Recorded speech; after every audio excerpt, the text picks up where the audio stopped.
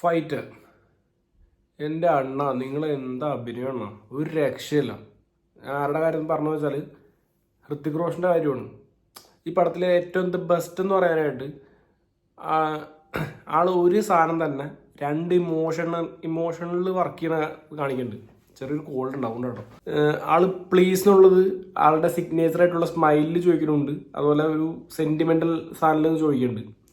പക്ഷെ എൻ്റെ മോനെ, രണ്ടിൻ്റെയും ടോൺ, രണ്ടിൻ്റെ ആ ഒരു നിങ്ങളൊരു നടനാടവേ, ഒരു രക്ഷയില്ല. ഒരു രക്ഷയില്ല എന്ന് പറഞ്ഞാൽ നിങ്ങളൊരു അപാര നടൻ തന്നെയാണ്, ഒരു രക്ഷയില്ല. പിന്നെ ഈ പടത്തിനെ വെച്ച് കമ്പയർ ചെയ്യരുത്. കമ്പയർ ചെയ്യാം, സിദ്ധാർത്ഥ് ആനന്ദിന്റെ പ്രീവിയസ് പടമായിട്ടുള്ള പത്താൻ വെച്ച് കമ്പയർ ചെയ്യാം. അയാളുടെ തന്നെ വർക്കാണല്ലോ. മീൻസ് അതിനകത്ത് കുറേ ഓവർ ദ ഹൈപ്പ് സീൻസ് കാണിക്കുന്നുണ്ട്. ഇതിനകത്ത് ആ ഒരു ഹൈപ്പ് എന്നുള്ളൊരു എന്താ വെച്ചാൽ നമുക്ക് ഉൾക്കൊള്ളാൻ പറ്റാത്ത രണ്ട് സീൻ എനിക്ക് വന്നുള്ളൂ. ഒന്ന് ക്ലൈമാക്സിലൊരു ജീപ്പിൻ്റെ സ്റ്റണ്ട് ഉണ്ട്. അതെനിക്ക് അത്ര ഇതെന്താണെന്നുള്ളൊരു സംഭവം തോന്നി. പിന്നെ അതിന് തൊട്ട് മുമ്പ് ഒരു ക്ലാഷ് ഉണ്ട്.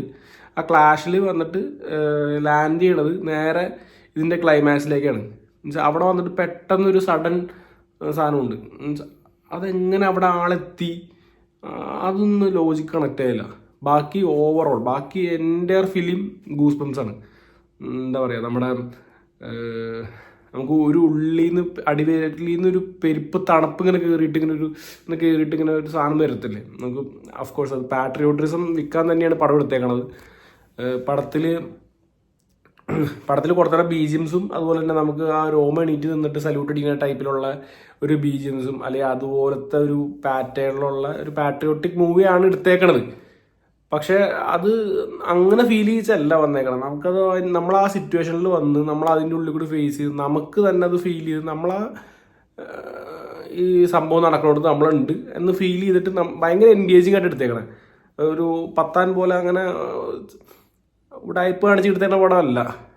എവിടെ ലിമിറ്റ് ചെയ്യണം അവിടെയൊക്കെ ലിമിറ്റ് ചെയ്ത് അത് സെറ്റ് ചെയ്ത് നല്ല പക്ക പ്ലാൻഡായിട്ടാണ് പടം എടുത്തേക്കണം.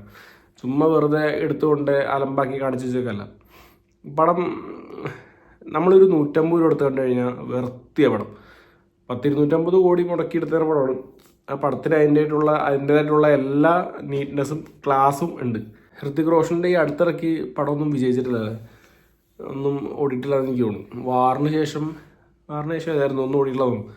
അങ്ങനെ വെച്ച് കമ്പയർ ചെയ്യുമ്പോൾ ഈ ഒരു 2020 ശേഷം ഉള്ള ബെസ്റ്റ് മൂവി ഹൃത്തിക് റോഷൻ്റെ എന്ന് പറയാം ശരിയാണ്.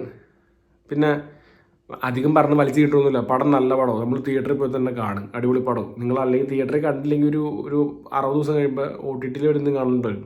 അപ്പോൾ നിങ്ങൾ പറയും ഇത് മിസ്സായി പോയല്ലോ, നീല് പറഞ്ഞില്ലല്ലോ എന്ന്.